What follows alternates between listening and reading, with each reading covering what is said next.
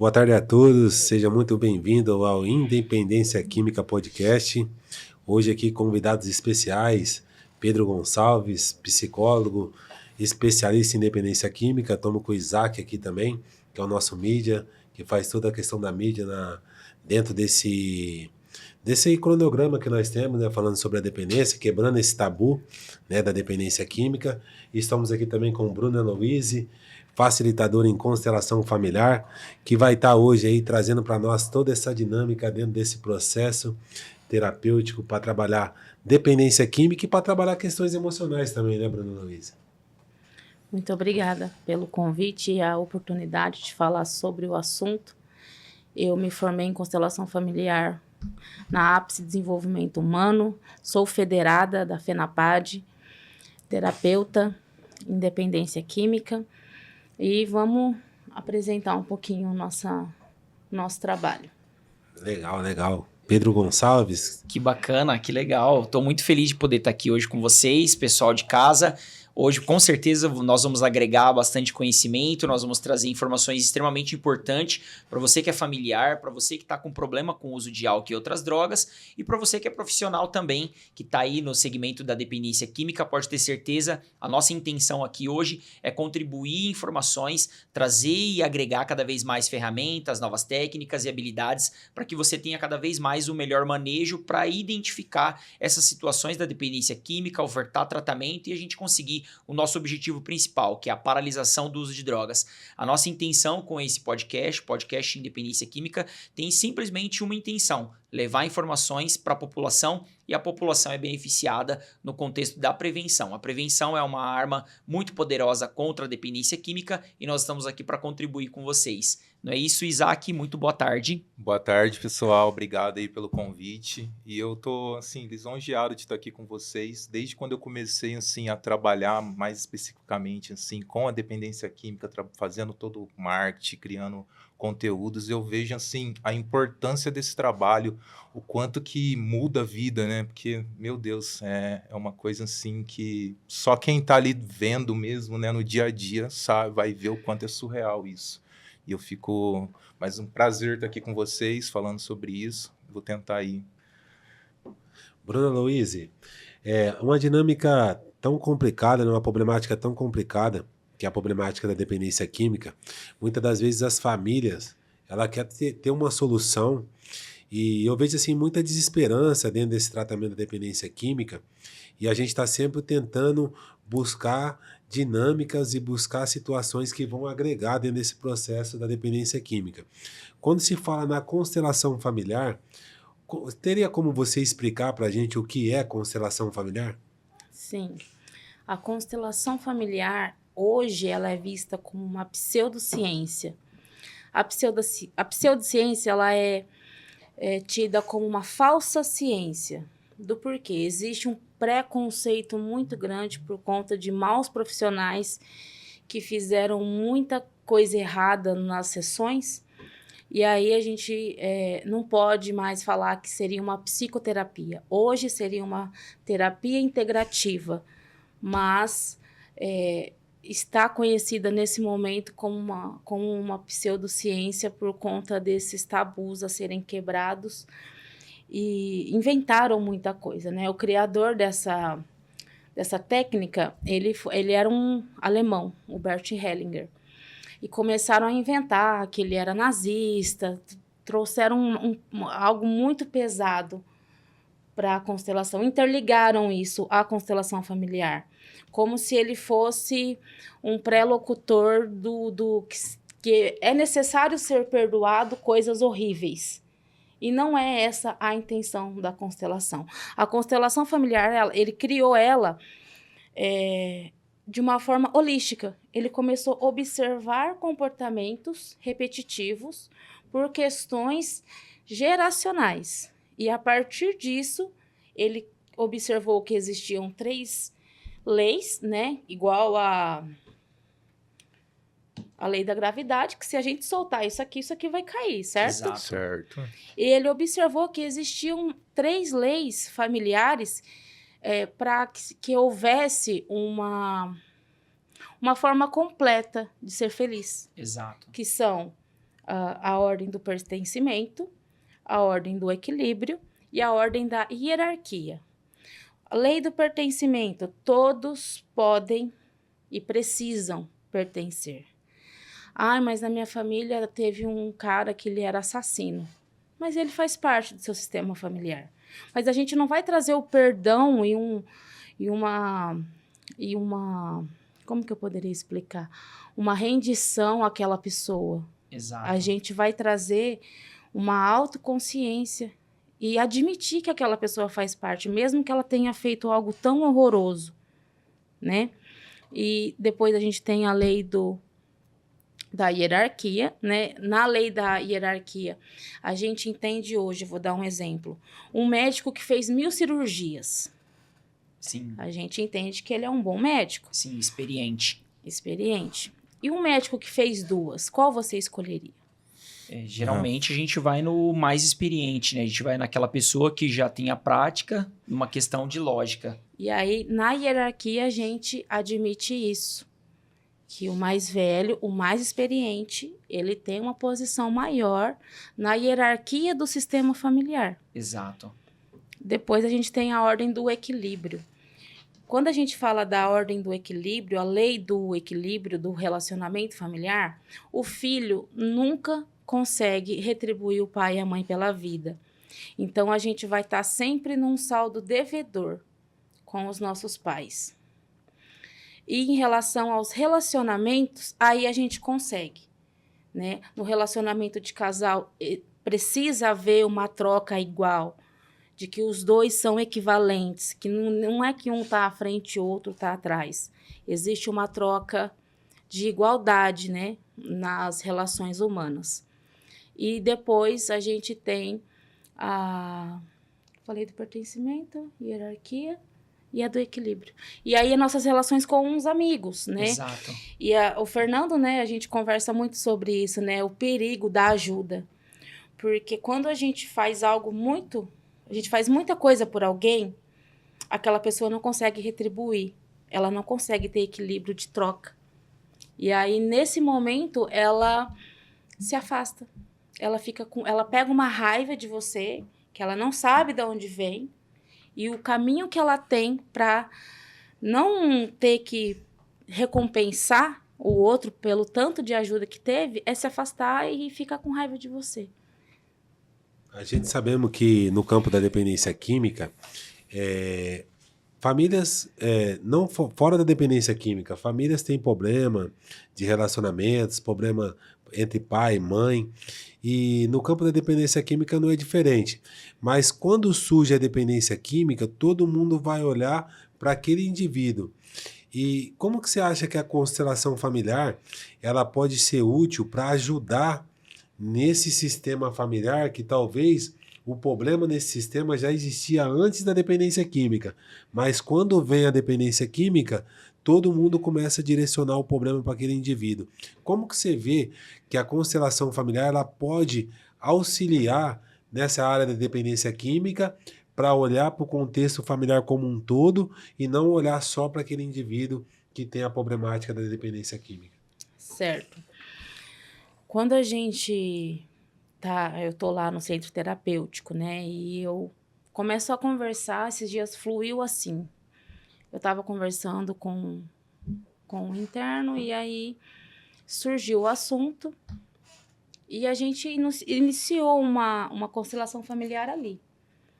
Mas a forma como a família pode contribuir é se os pais fossem atrás de uma sessão, os pais forem buscar essa ajuda, porque depende da pessoa que está nessa problemática vir procurar ajuda. Não é igual uma sessão de psicologia, né? Eu vou lá, eu marco uma vez por semana e eu faço a minha sessão de psicoterapia. Com a constelação familiar, não. É preciso ter um tema e é preciso que a pessoa envolvida nisso busque, né, a resolução, a reconciliação dessa problemática. Pedro Gonçalves, olhando para esse campo da constelação familiar, como que a psicologia ela consegue olhar para essa dinâmica? Sim, enquanto vocês estavam falando, eu estava pensando aqui, né? Que a constelação familiar, ela tem uma função extremamente importante que nós da psicologia nós chamamos de conscientização do sistema familiar. Inclusive, existe uma linha de abordagem da psicologia que é a visão sistêmica. Essa visão sistêmica, ela entende o sistema familiar. Enquanto a Bruna estava falando, eu estava identificando que existe uma conscientização com o paciente. Isso precisa ser feito com o paciente, com a família. A gente identificando essa família, a Bruna até usou um exemplo aqui agora, falando assim, mas e na minha composição familiar nós temos uma pessoa que matou, um homicida, um ladrão, um bandido ou um traficante, qualquer situação de delito que ele possa ter cometido diante da lei. Essa pessoa geralmente ela é excluída pela própria família, mas ele faz parte da composição familiar.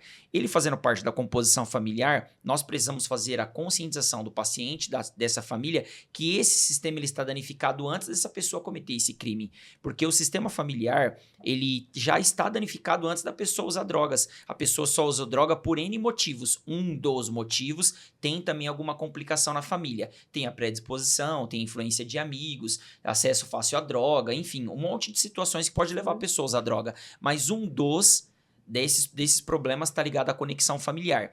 Esse sistema familiar, uma vez danificado, a probabilidade desse indivíduo usar droga ou qualquer pessoa dessa família usar droga é muito grande.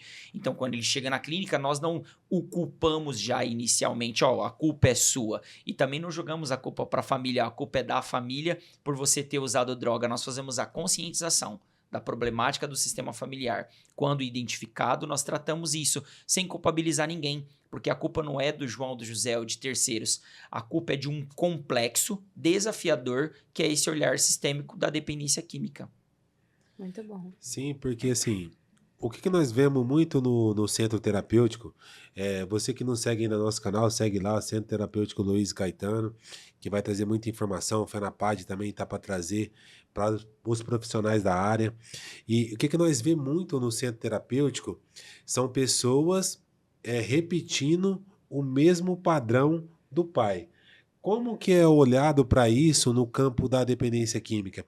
Porque às vezes eles estão questionando várias coisas que o pai deveria ter feito, que o pai deveria ter sido, que deveria ter sido de outra forma, mas a gente vê que na vida daquele acolhido que está com a gente, ele está repetindo o mesmo padrão. Quando ele vai para a droga, ele repete o mesmo padrão. Talvez a coisa que ele mais odiava, que ele vê no pai, ele está repetindo esse padrão. Como que você consegue enxergar isso no campo da constelação familiar? A gente parte de um princípio, né? A gente nomeia, né? De que a mãe, ela é o nosso acesso à vida. Porque ela gerou, ela gestacionou, ela cuidou pequenininho. E existe um movimento inconsciente que toda mãe é feito de entregar o filho ao pai com 7 anos, para começar a sair, começar a ver o mundo. A mãe tem essa questão de ser protetora, não quer um filho, não arrisca, fica na sua zona de conforto, assim tá bom. O pai não. O pai é aquele que mostra o mundo, filho, arrisca, faz o que você precisa ser feito, né? Engraçado você falando, Bruno, até desculpa te cortar, porque eu pensei, imaginei aqui, o pai pegando a criança e a mãe falando, não, pra onde você vai levar? Vou ensinar esse menino a nadar, arranca a roupa e joga ele de cueca no lago lá, marrom. E a mãe, não, desespero, né? Isso realmente acontece, fato, acontece no nosso dia a dia. O pai ensinando a criança a andar de bicicleta, a criança ralando, levanta, menino, e a mãe, ai, meu Deus. Sempre assim. E tem um meme, né, que fala assim, os pais estão na praia e o filho vê um navio e fala assim, ô mãe, eu posso ir até naquele navio ali nadando? Menino, você tá louco? O que você tá fazendo? Acha? Você não vai não. E ele vai e vira pro pai e pede, pai, eu posso ir até aquele navio ali nadando? Filho, só não sai do planeta Terra. Boa, faz o que você quiser.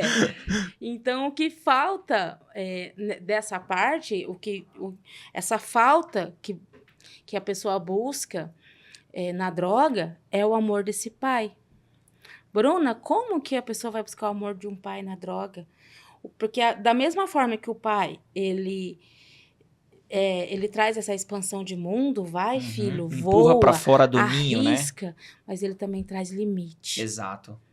Quando uma coisa fica séria, o pai vai lá e intervém da forma brusca, sem ter medo de É represálias. a pessoa que é chamada para resolver o problema, é esse pai, né? Essa figura paterna. Exato. E acaba que acontece uma distorção interna dentro dessa pessoa, que faz com que ela busque esse amor, esse aconchego, e muitas das vezes a falta de limite na droga.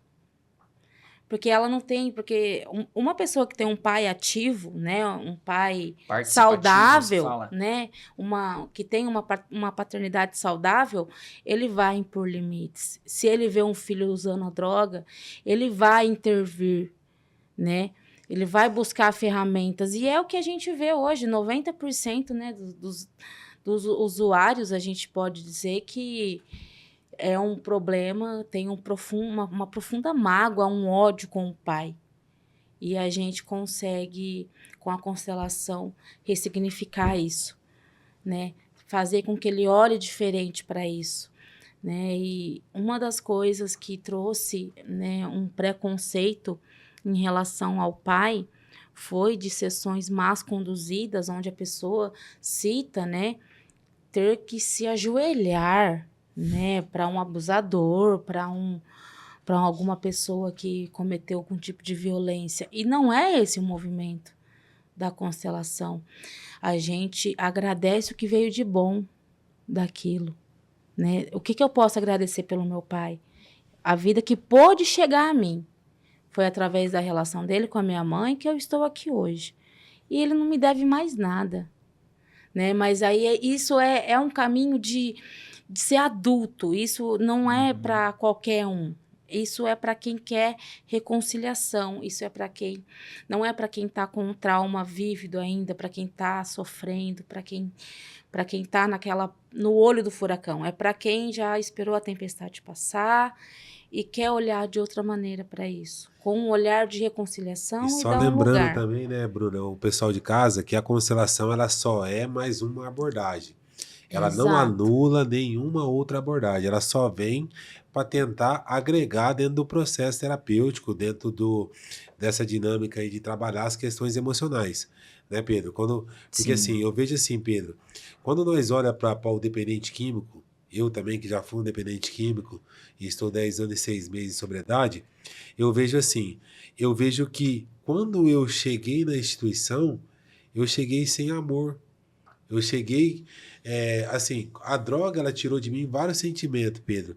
Como que você acha qual que é o tempo para a pessoa ir voltando ao normal, o sentimento voltar ao normal e ele passar a sentir os sentimentos normal? Porque eu acredito que quando vai para uma internação, um turbilhão de sentimento ele volta.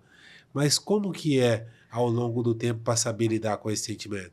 Muito bom. A pergunta a respeito de voltar é quando volta a sanidade mental.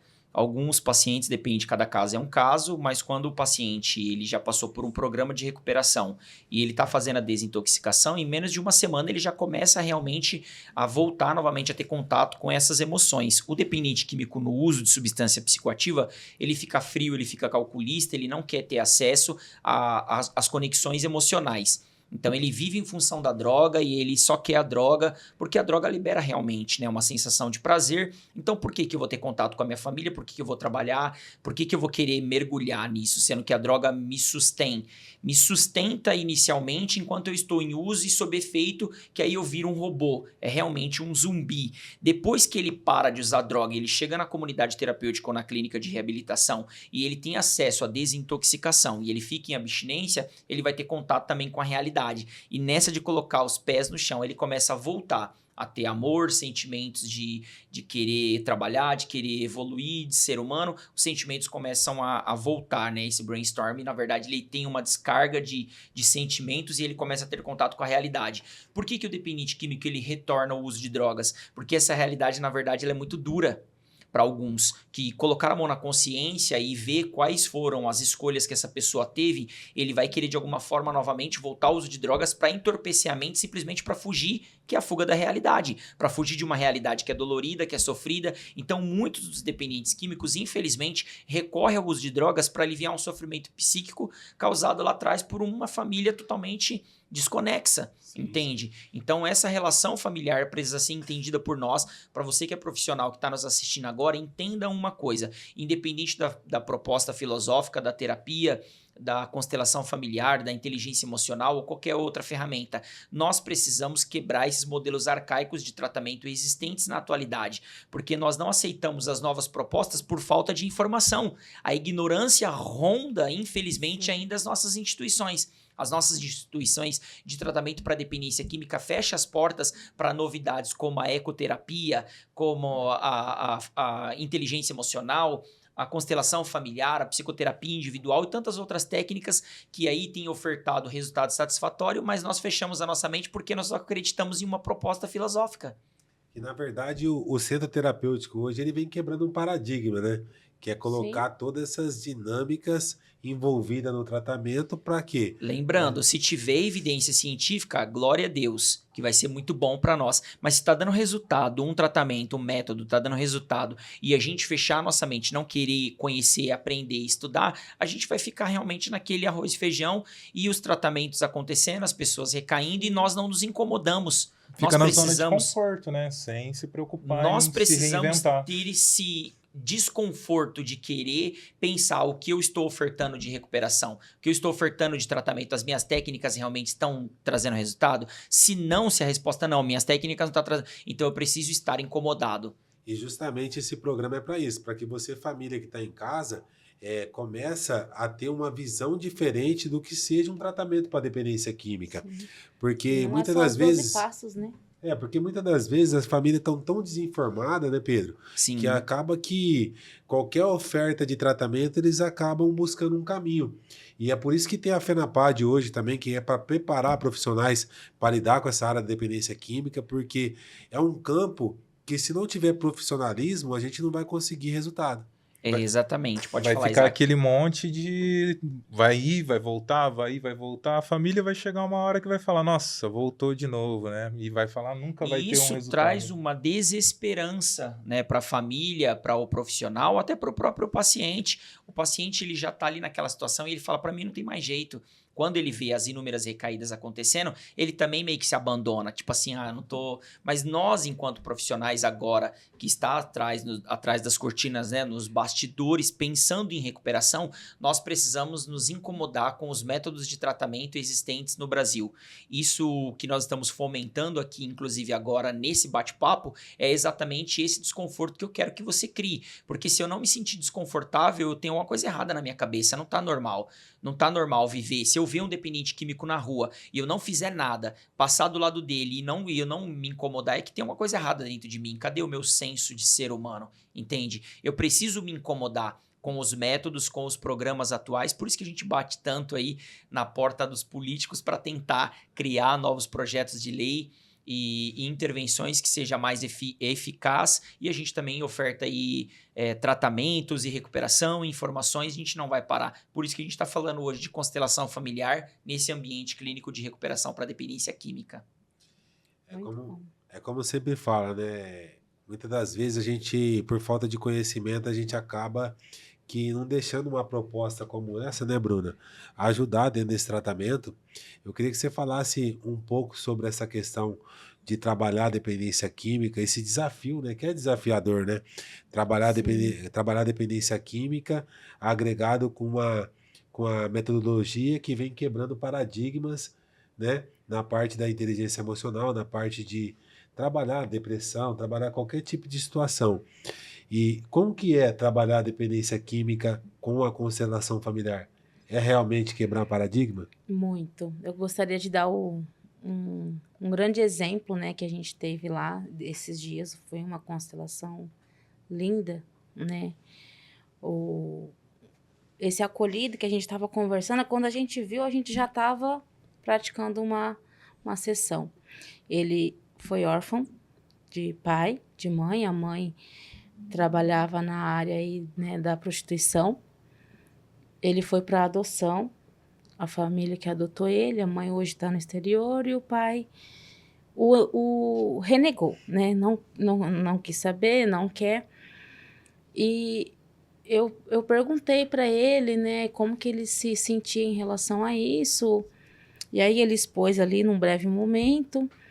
E aí quando eu trouxe, né, um representante do pai dele, biológico, né, eu convidei o Fernando ainda para ser o representante, e aí eu direcionei, né, uma fala sistêmica de que, filho, eu estou aqui, eu vejo você.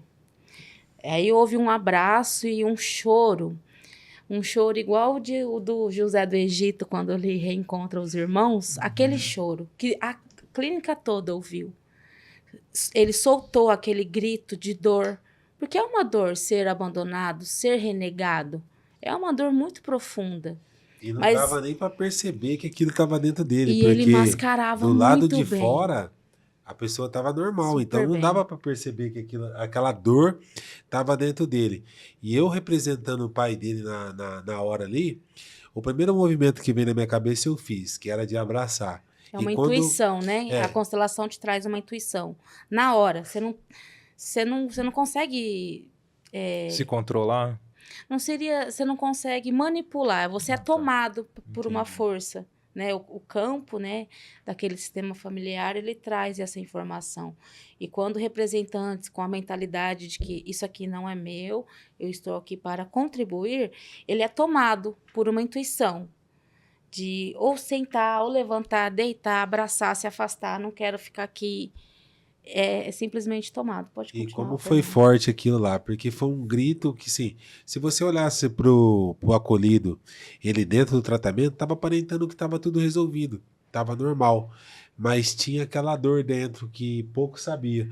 E quando abraça, ele deu um grito de alívio, que ele estava sendo abraçado. É. Então, aquilo ali foi uma dinâmica muito interessante. que Foi, foi feita. e chamou a atenção da clínica toda para isso. Nossa, alguns se assustaram, outros tiveram interesse. Nossa, o que está acontecendo ali? Aí ele ficou abraçado com o Fernando uns 10 minutos, chorando. A gente tem que simplesmente... É a dor dele, é o sentimento dele, a gente precisa respeitar. A gente não pode... Chega agora vem aqui, senta aqui. Não. A gente precisa, até com que ele se acolhesse, aí quando ele parou de chorar, eu trouxe uma percepção para ele que ele não tinha percebido, que ele repetiu o mesmo padrão que o pai, porque ele tem uma filha de 4 anos, a qual ele nunca conseguiu estabelecer um vínculo. E da mesma maneira que ele julgava o pai por ter abandonado ele, renegado, ele fez o mesmo com a filha e não tinha percebido. De maneira inconsciente, né, Bruna? Aí eu falei da filha, falei, você percebe que você, hoje, de tanto julgar, você tá na mesma posição? Aí ele desabou ali de novo e foi um choro bem forte, né? Eu senti, né? Observando muito arrependimento dele ali, que ele não tinha percebido que ele estava na mesma posição que ele tanto julgou um dia. E ali a gente conseguiu, né, estabelecer algumas coisas para ele de tomada de consciência. Eu acho que essa é a palavra, resumindo a constelação. Tomada de consciência e reconciliação. Não é uma reconciliação externa aqui, é uma reconciliação aqui. Sim, interna. O que pôde chegar a mim chegou, a vida chegou, ao preço que ela custou. Porque que mãe que abandona em sã consciência, né, física e emocional, abandona um filho? E na verdade não tem um culpado, né? Porque eu lembro no meu caso, minha mãe me ensinou princípios, me ensinou valores, né? Ela me ensinou como viver, né? A vida, né? Me ensinou muita coisa. E quando eu vou pra droga, eu quebro todos esses princípios, né? Exato. Quando a Bruna fala, eu fico pensando assim, como é gratificante trazer uma profissional para falar sobre constelação familiar. Nós que entendemos a dependência química, às vezes só com medicações, A gente acha que o tratamento é só medicamentoso, às vezes a gente acha que o tratamento é só psicoterapia, às vezes a gente acha que o tratamento é só isolamento do uso de drogas, interna esse cara, prende esse cara, coloca correntes na mão dele, ou a gente às vezes acha que é tanta coisa, e na verdade o problema está um pouco mais profundo e, como o Fernando falou, no inconsciente. É tão desafiador trabalhar com a dependência química e com o alcoolismo, por quê? Porque nós, aparentemente, como o Fernando acabou de colocar, eu olho o residente, eu olho a pessoa ali, mas eu não sei o que está passando dentro da cabeça dela. Sim. E quando eu trago ele para o campo do sistema familiar e identifico esses personagens que foram principais para uso de substância psicoativa, eu consigo desbloquear e dar um norte a partir de agora. Então, entenda que a dependência química não é só medicações. A dependência química não é o tratamento só psicoterapia, leva ele na terapia, leva ele no psiquiatra, faz a desintoxicação, promove um momento de esporte, alimentação, é muito mais do que a gente imagina. Aqui nesse momento fica muito claro como nós precisamos mergulhar cada vez mais no contexto da individualidade de cada residente, de cada acolhido, de cada paciente, independente da nomenclatura que você utiliza na sua instituição. Nós que estamos aqui, estamos tentando passar para você que está em casa a informação de que não é só superficial, nós precisamos mergulhar. Mas e aí, você está na disposição realmente de mergulhar na vida do seu paciente, do seu acolhido? Será que você está com tempo para se colocar à disposição de fazer uma constelação, de mergulhar numa psicoterapia, de investigar cada vez mais para a gente diminuir os índices de recaída, aumentando assim o índice de recuperação dentro das nossas instituições? Fica aí a perguntinha com incógnita na sua cabeça para que você possa responder para a gente no futuro. Na verdade o índice é tão baixo de recuperação que às vezes a gente não consegue entender, né? Mas justamente por causa disso, é uma estrutura emocional, muitos têm essa estrutura emocional que não conseguem lidar com isso, e por não conseguir lidar com isso, ele vai para a droga. E muitas das vezes a pessoa ela tem tudo na mente que ela quer sair, que ela quer parar, mas de maneira inconsciente, na primeira frustração, ela volta para a droga novamente. Então, a gente percebe que o quê? Depois de ter conhecido a ápice de desenvolvimento humano, eu comecei a perceber que é necessário, é perfeitamente viável a gente olhar para essa estrutura de vício, para a estrutura emocional. Muito bom. Eu ia fazer uma outra pergunta agora para vocês, agora referente como casal, inclusive, né? Porque vocês estão mergulhando cada vez mais em novas técnicas, em novas habilidades. Como casal, como vocês veem hoje esse sistema familiar, o de vocês, olha para vocês e consegue enxergar nos dependentes químicos lá na clínica de recuperação essa deficiência que é a falta, às vezes, do pai ou a falta da mãe, e o que vocês estão fazendo além da técnica da constelação familiar para também ofertar resultado satisfatório para esses residentes que estão em acolhimento lá no projeto que é a Clínica Louise Caetano? Bom, né, a gente vê que a minha história, eu também estou em recuperação há 4 anos e 10 meses, né, e a gente vê que nós dois carregamos uma dor muito grande, profunda em relação ao nosso pai, né? E hoje eu acho que espiritualmente, né, foi nos dada a grande oportunidade de trabalhar com isso. Em 2018, quando eu conheci ele, eu vi ele trabalhando em outras clínicas e muito frustrado, né, com o que ele via, com o que era permitido, sobre metodologia. Eu vi ele buscando cursos, eu via ele. E um dia ele chegou muito frustrado, né, que estava cansado, que queria arrumar um serviço normal para chegar em casa às 5h17, 5h30, né? Chega de clínica, eu cansei, aí o cara foi lá na porta, pediu ajuda, e o dono não quis dar, e tinha uma vaga lá, e ele ficou revoltado com aquilo. E aí depois eu conversando com a minha mãe, a gente se olhou e falou, por que ele não abre a clínica dele, né? E aí quando eu trouxe essa fala para ele, acha, você tá doida? Não tem como, é muito difícil. Tem muita coisa para se fazer. Mas desde ali, eu já via ele nisso. Eu já via ele conduzindo hoje um centro terapêutico, né? Eu já tinha essa visão dele, desse potencial dele. E hoje eu vejo que a gente está ali para servir, porque a gente entende a dor emocional que aquelas pessoas carregam.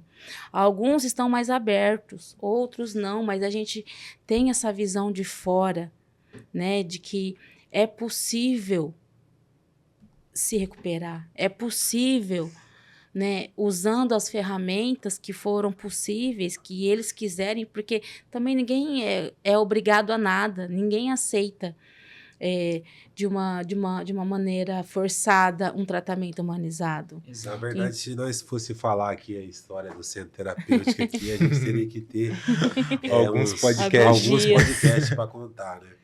Mas foi bom a Bruna ter falado isso, porque virou um momento love aqui, os olhinhos dela brilhou enquanto ela estava falando do Fernando, e eu já ia questionar mais, mas como o nosso tempo não nos permite, eu ia ficar perguntando um pouco mais, ia mergulhar um pouco mais dentro desse universo, como a esposa vê hoje, né? Na visão de esposa, como ela vê hoje o Fernando em recuperação, anos limpo, e o que você poderia explicar para esposas que estão em casa nos assistindo, né, como é o seu papel e como você tem contribuído com a recuperação dele, mesmo ele não percebendo, porque inconsciente você faz suas intervenções, seus pitacos e é chamada às vezes de louca, né? As mulheres geralmente têm esse título, né? Essa mulher é louca, mas na verdade não sabe que você inconscientemente está promovendo ali uma rede de prevenção. Explica mais sobre isso para as mulheres, esposas que estão em casa. Parte espiritual. Sim. É a parte espiritual. Não tem outra ferramenta. Não tem outro... O que você faz na espiritualidade? Me bússola. explica. Me dê um adjetivo, eu preciso de mais. Que você... Palavra. Você Buscar busca na palavra, você ora. Oração, jejum. Fiz muito jejum. Fiz 1 ano Olha aí, de tá vendo? jejum. Às Oração vezes a gente olha de longe, contínua. fala espiritualidade, Sim. já remete logo à religiosidade. Sim. Frequentar a igreja, né? Isso. Não, Mas não é foi- só a igreja, é em casa. Eu estava muito inspirada na época, né? Eu, recém-convertida, né?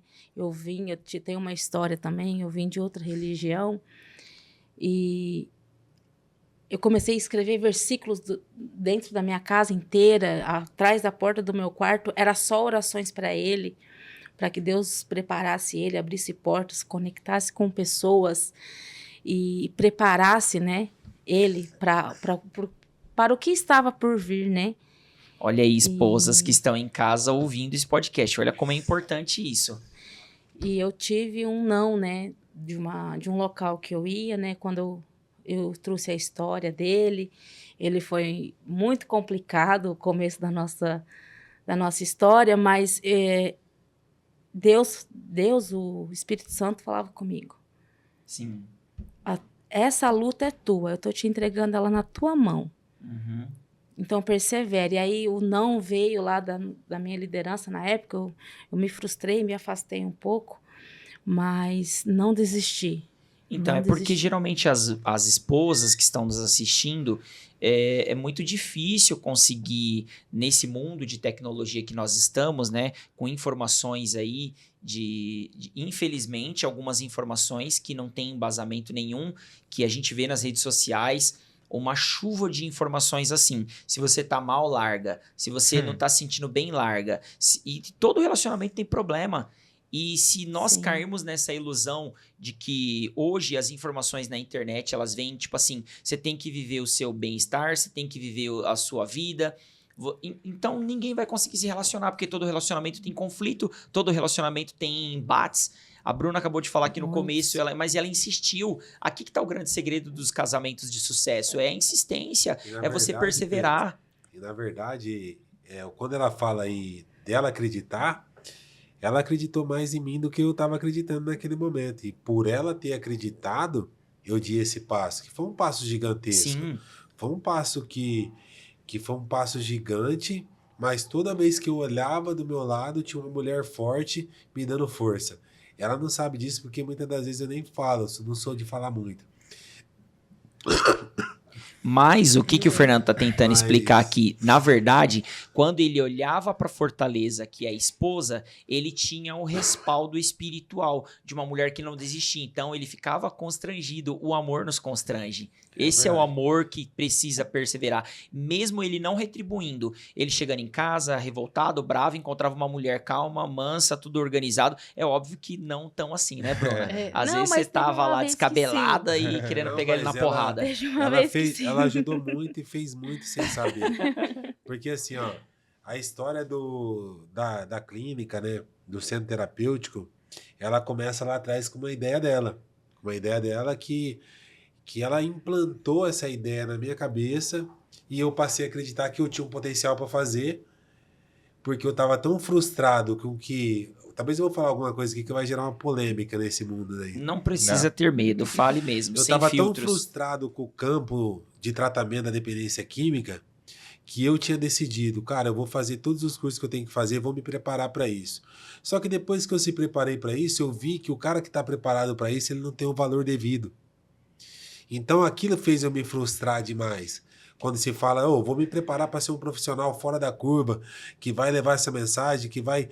Quando eu vim com uma técnica não funcionar, eu vou tentar outra, vou ter essa abordagem. E eu me preparei para isso. Só quando eu me preparei, que eu cheguei no mercado para trabalhar na área da dependência química, eu vi que aquele profissional que eu tinha se preparado para ser, não tinha o valor suficiente. E aí eu me frustrei muito com isso, cara. Uhum.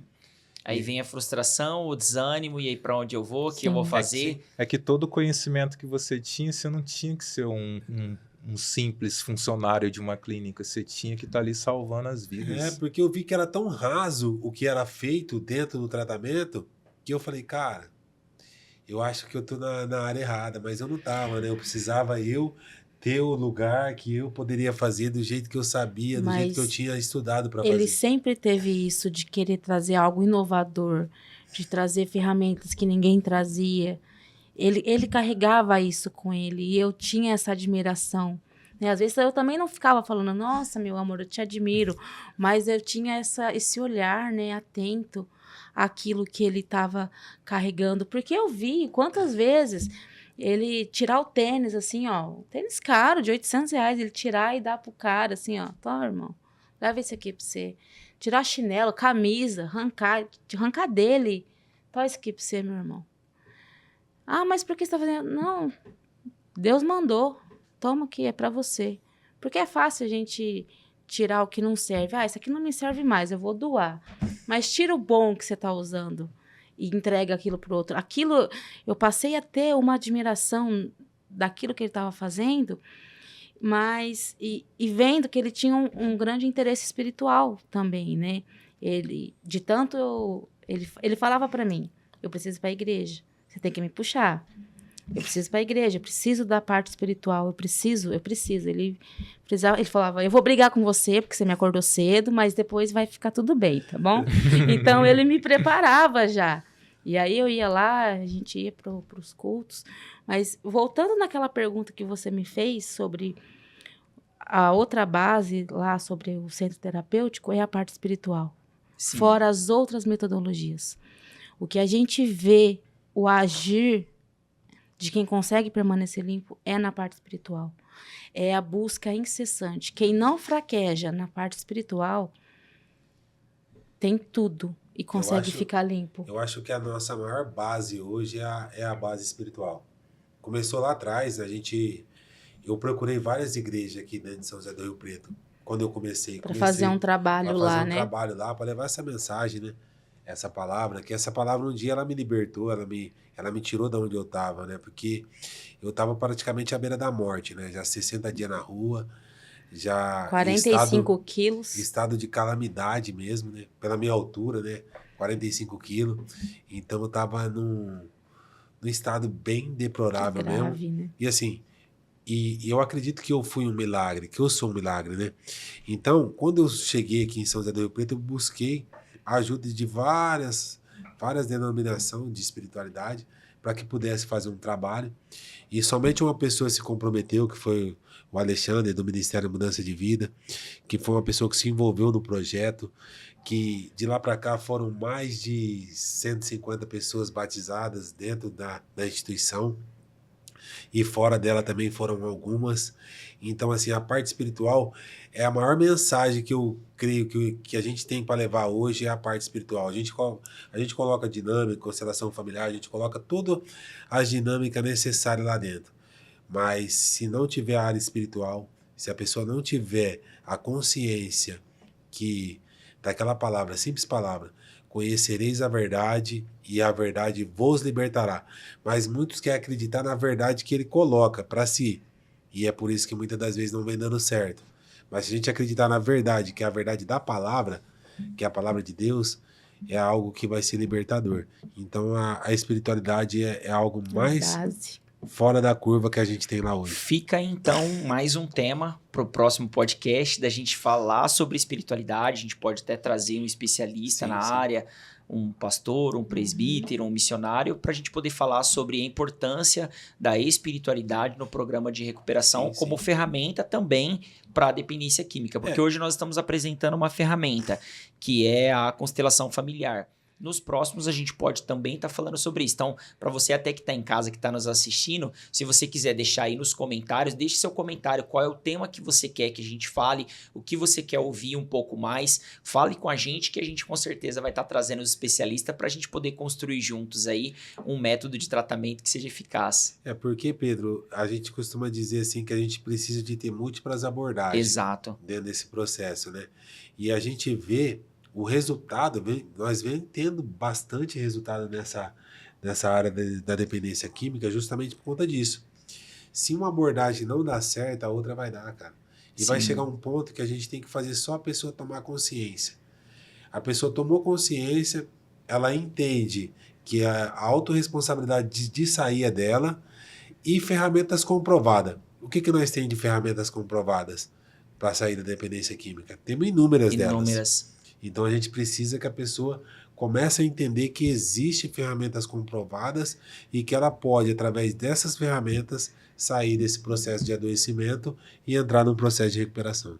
E o principal, que você estava até falando lá na reunião, né? A conexão. Conexão. Não adianta nada, né? Porque de repente o cara ele quer ir para lugares altos, ele quer ir para lugares novos, mas ele quer estar no palácio e ao mesmo tempo estar na favela. Nada contra a favela, mas se você está num palácio, você não pode voltar para o lugar onde você estava, né?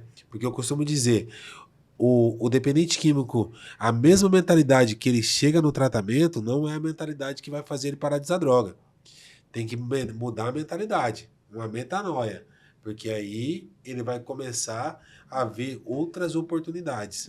Eles entram, né, no tratamento vendo a droga como prazer, eles têm um drive mental que a droga é prazer, é lazer, é festa, entram nesse mundo acreditando nisso.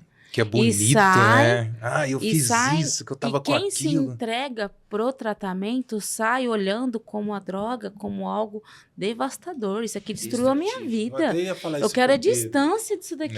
Eu até ia falar isso pro Pedro agora, sobre o dependente de cocaína. Porque o dependente de cocaína, a gente vê que a cocaína é uma droga que muitas das vezes a pessoa se empodera de poder dessa droga. Ele fica empoderado e tem alguns casos lá que a gente vê que o cara ele cheira a cocaína para estudar, ele usa a cocaína para se sentir bem, para se sentir confortável. Para ir trabalhar, né? Para trabalhar. Então eu queria que você falasse um pouco sobre isso. É muito forte essa fala sua, porque a cocaína, como uma droga estimulante, ela libera uma série de hormônios de satisfação e de prazer. E essa sensação de poder que ela causa, o álcool também acontece isso em alguns casos nas primeiras doses, que é uma sensação de poder. Então ele paga tudo para todo mundo, ele tem uma sensação de que ele é rico e ele pode todas as coisas. Mas como o álcool é depressor do sistema nervoso central, ele tem um pico de euforia e depois desce para depressão, ele vai ficando mais chorão e vai se entregando ao uso e cada vez mais ao final do dia, né, do uso de álcool ali, ele vai se entregando ao sono. O usuário de cocaína, pelo contrário, ele usa a substância, tem essa sensação de prazer e quer cada vez mais. Mas quando ele já não tem mais dinheiro, o corpo continua pedindo essa sensação de prazer imediato, que é liberado, o corpo já não libera mais as substâncias e os hormônios necessários. Então ele tem que aumentar a dose. Aumentando a dose, ele também tem que aumentar a quantidade de dinheiro. Acabou o dinheiro, aí eu começo a vender minhas coisas. mas essa sensação acontece praticamente em todos. É uma falsa ilusão de poder e que na nossa sociedade, infelizmente, ainda é uma cultura de usar a cocaína como uma droga socialite e lá embaixo, os baixos escalão, é o crack, é a cola, os inalantes. Porque de repente o cara tá bêbado numa balada, ele vai, cheira uma cocaína, ele já volta à sanidade de novo, né? Isso. Essas passar por entre as drogas que é o grande prejuízo, né? Que nós da saúde, nós falamos o tempo todo que pode desencadear um transtorno mental rápido. E os transtornos mentais desencadeados nesse uso excessivo de drogas, eles são causados, assim, em fração de segundos. A pessoa pode desenvolver uma esquizofrenia se ela já tiver uma predisposição. Então, para nós, isso é muito preocupante. Mas para o usuário ali que está sob o efeito, é um campo fantasioso que ele entra numa ilusão de sensação de prazer, de poder também, e ele quer repetir a dose. Então, esse ciclo vicioso faz ele repetir o comportamento e desenvolve um padrão de comportamento, que é chamado de hábito. Pedro, também para quem está em casa, né? Porque muitas das vezes vem a dúvida, no caso da maconha, né? Porque a maconha muitos têm como sendo algo simples e muitas famílias até pensam, talvez se ele ficar só na maconha, ele vai ficar bem. É aceitável, né? Mas eu queria que você trazesse para nós, por quê?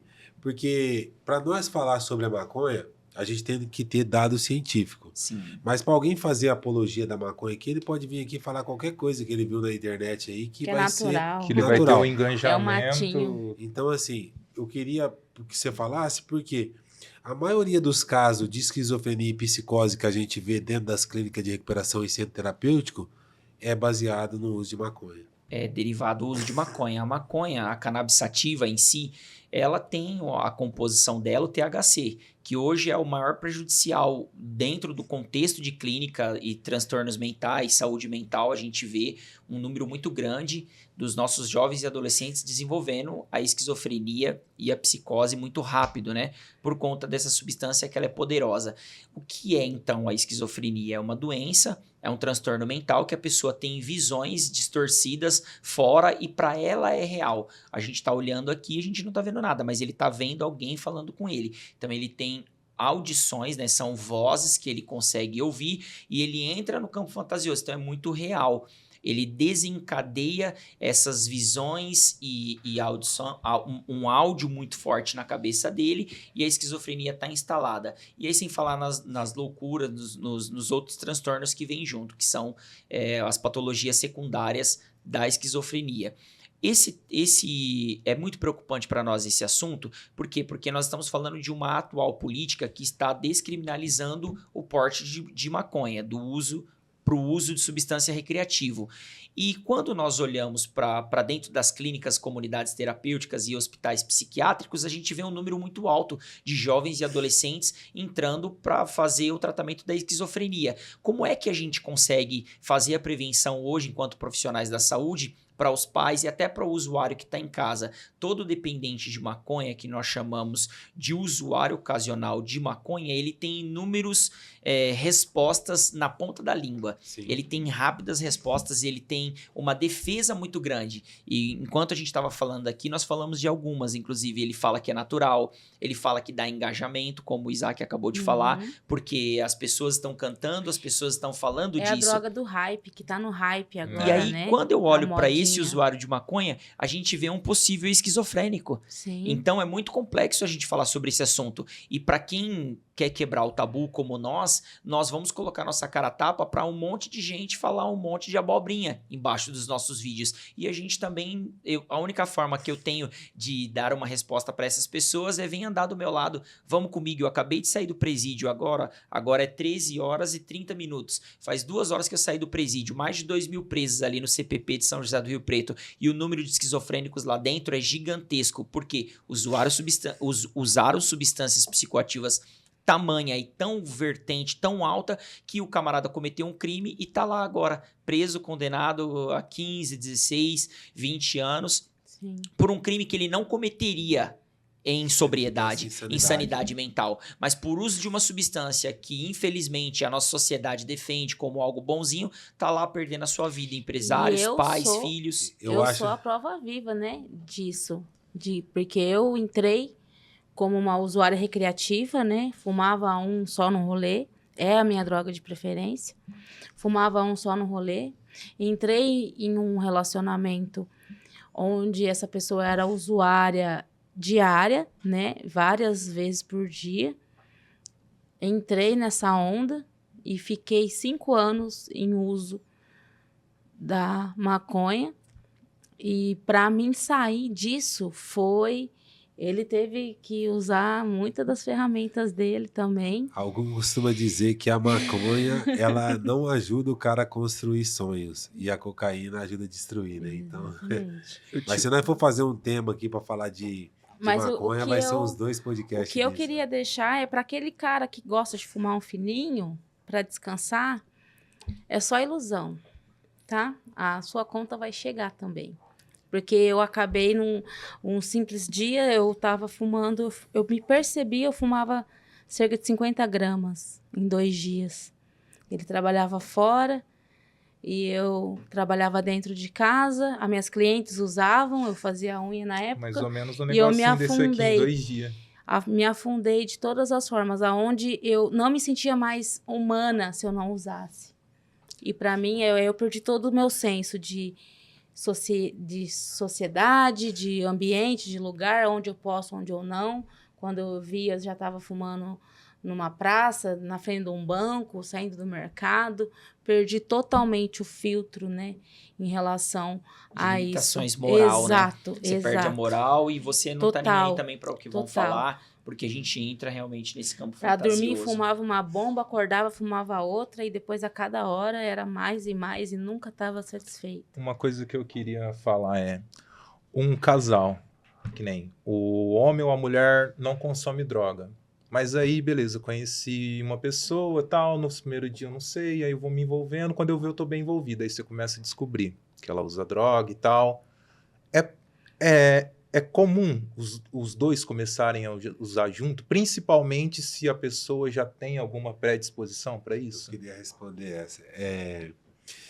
Tem um livro que fala que uma pessoa depressiva, ela consegue deixar pessoas depressivas a 1 quilômetro. Então, assim, as conexões vão sim nos levar ao uso de substância. As conexões, elas vão nos levar ao uso de substância. Por que que eu falo para você? Por exemplo, a gente é referência das pessoas que a gente mais convive. Então, eu tenho certeza. Dependendo da conexão que eu fazer, eu vou acabar se tornando dependente químico. Tem um outro fator que é muito importante que a gente também não pode deixar de lado nessa pergunta do Isaac. Quando ele fala, se eu estou me relacionando com uma pessoa que usa substância e eu não uso e começo a me envolver, a probabilidade é muito grande de eu acabar me envolvendo ou eu tirando essa pessoa de lá. Mas eu gostaria de afirmar que uma pessoa que está no uso de drogas, a probabilidade dela arrastar outras pessoas, porque ela tem certeza do que ela está fazendo e para parar é muito difícil, entende? Então, a ideia seria hoje, quando falar de relacionamento, é você pensar bem. Por isso que existe namoro, noivado e casamento. Tá namorando e a pessoa tá batendo o pé ali, tá insistindo, a probabilidade é que ela não vai parar simplesmente por sua causa. Não queira ser o salvador Sim. da pátria, entende? Entendi. Verdade. Mas falas, Fernando? Não, acho que... Estamos chegando ao final, então, do nosso programa. 13 horas e 36 minutos. Eu gostaria de fazer um apelo ao governo, aos poderosos. Criem uma lei? Projeto de projeto. lei. Não, seria um... Existe o CRP, existe o CRM. Que é o conselho. Criem um conselho para constelação familiar, para que maus profissionais sejam... Assim como existem, né, a exclusão dos maus, para que exista, né, uma seletividade de bons profissionais, que é o que falta na nossa área. Existem pessoas que entram ali só para lucrar, entram só para brincar com a vida dos outros. Constelação familiar é coisa séria. Constelação familiar é uma ferramenta que quem passou por uma boa sessão, ela só tem coisas boas para poder relatar o quão bom aquilo foi para ela no modelo interno dela, no modelo de mundo interno dela. Então, por favor, governo, prefeituras, criem algo para que possa ser feito, né, de uma maneira mais mais eficaz, assertivo Exato, e aceito mais pela população, Exato. porque a população ainda não credibiliza, né? Exato. Pelo fato de todas as áreas são assim, né? Em todos os segmentos Sim. hoje da nossa sociedade, a gente tem pessoas bons profissionais e maus profissionais. E por esses maus profissional, o bom acaba pagando a conta. Eu E acabei. já que a Bruna abriu aqui também, vamos, os donos de clínica, vamos quebrar os paradigmas e vamos colocar Investir, né? investimento em Terapias. formar, né? Bons profissionais, né? Nós estamos aqui com a FENAPAD, o Pedro é um dos representantes da FENAPAD aqui, e a gente sabemos que lá capacita profissionais para trabalhar nessa área, e se a gente tiver um profissional que está capacitado, com certeza o resultado vai ser maior. Exatamente. Então fica aí o convite para você que ainda não conheceu a federação. A FENAPAD é a Federação Nacional dos Profissionais que trata alcoolismo e outras drogas, e ela vem com o objetivo de trazer cursos, palestras, eventos, workshops e agregar mais conhecimento, técnicas e ferramentas para a dependência química. Para você que é profissional da saúde, venha conhecer a federação. E tipo, para conhecer, tem que vir até você ou você também vai até a... Nós temos a opção também de levar o curso de capacitação dentro das clínicas, dentro das comunidades, das instituições que atende esse público, né? Que são os alcoolistas e o dependente químico. Então, você que é diretor, você que é presidente de alguma instituição, entre em contato com a gente, com certeza nós vamos te ajudar. Maravilhoso. Perfeito. Maravilhoso. Fiquem Muito com bom. Deus, um grande abraço. Prometo para vocês no próximo podcast novidades em relação ao tratamento de dependência química, porque o objetivo desse programa é o quê? Trazer informação. Muitos que saíam da clínica, que deixavam de fazer o tratamento, falavam, por que vocês não colocam isso? Não tem um programa falando sobre isso? E o Independência Química é justamente para isso, para trazer informação para você que está em casa, dentro desse processo de recuperação, para que você possa obter informações em relação a tratamento de dependência química e a doença e como se permanecer em recuperação. Muito bom, muito obrigado e até a próxima. Valeu demais. Até. Valeu. Tchau, tchau. Tchau, gente. Obrigado, hein?